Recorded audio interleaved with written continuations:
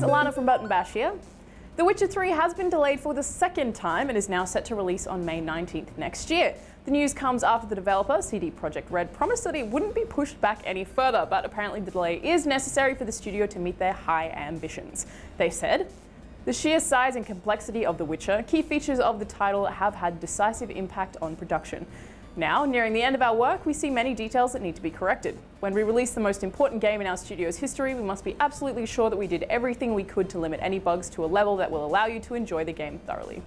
Funnily enough though, when the game was first delayed, CD Projekt Red co-founder Marcin Iwasinski said, "This is not our first game. We are not newbies. It's not like, hey, we are delaying and we'll keep on delaying." Or is it?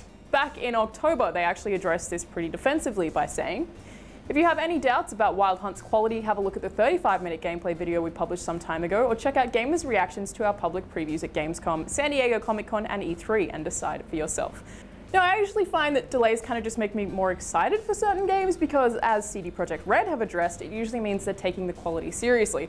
But at the same time, I feel like it would just be so much better if they put off announcing release dates at all until they're absolutely certain. But maybe that would hurt marketing or something. Either way, The Witcher 3 really does look incredible, and you can find gameplay videos publicly available on their YouTube channel. Ralph Baer, the man who created the first ever home gaming console, has passed away aged 92. Referred to as the father of video games, Baer helped to design the Magnavox Odyssey, which, even if you've never heard of it, probably had a colossal influence on the games industry as a whole. It's kind of hard to quantify what he has influenced directly, but contributing to the first ever commercial console is an achievement not many can boast. Really, only 3 people can, actually. The Magnavox Odyssey actually released back in August 1972 in the US and beat Atari's Pong arcade cabinet by just a few months. Unlike arcade cabinets of that time though, the console Baer worked on actually introduced the concept of playing games on your own television. It all started when he was working as a defense contractor, and he and 2 colleagues, William Harrison and William Rush, started working on a device called the Brown Box that could run interactive games that were printed on circuit boards back in 1966. The Brown Box was then licensed to an electronics company called Magnavox, which released the Odyssey in 1972. It played 12 separate games, including a super pixelated version of table tennis, and sold 100,000 units in its first year. Of course, Atari and Nintendo followed soon, but they actually had difficulties designing their consoles because of things that Magnavox had patented. Baer himself said, "By the mid-1970s, integrated circuits and single-chip game designs were coming into use, reducing the cost and increasing the performance of games so that the industry took off like a big bird. Not too shabby for an idea that took off from a few notes scribbled in New York in August of 1966. Not too shabby indeed, Ralph Baer. We thank you for your contribution to the games industry."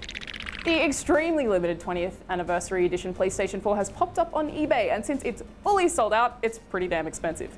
Only 12,300 consoles were actually made in the first place, each with its own unique number etched onto the console. As cool as that is, one of them actually sold for just over $20,000. Whoa.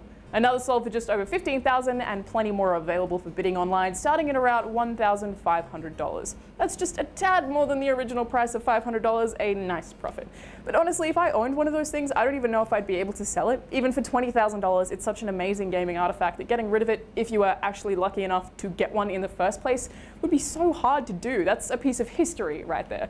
What's the price of history? 20 grand, apparently. I'm Alana, and thanks for watching Button Bash. We'll see you next time.